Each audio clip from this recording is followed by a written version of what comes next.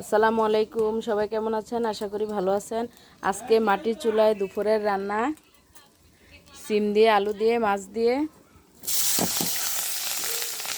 সিম, আলু, copy, tomato দিয়ে, মাছ দিয়ে।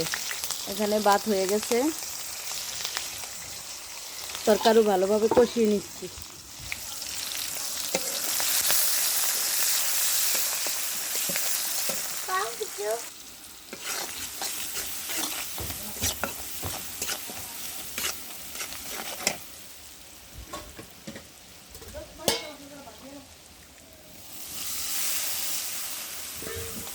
এখানে ভালোভাবে মশলাটা কষিয়ে নিচ্ছি।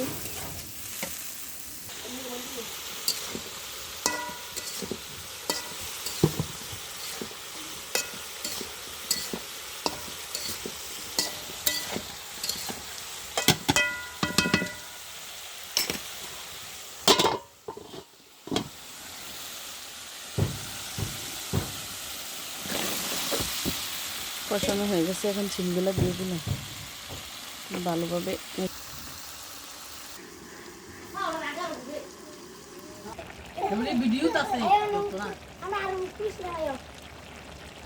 তরকারি রান্না হয়ে গেছে, এখন ধনিয়া পাতা দিয়ে দিলাম, তারপরে নামিয়ে নেব।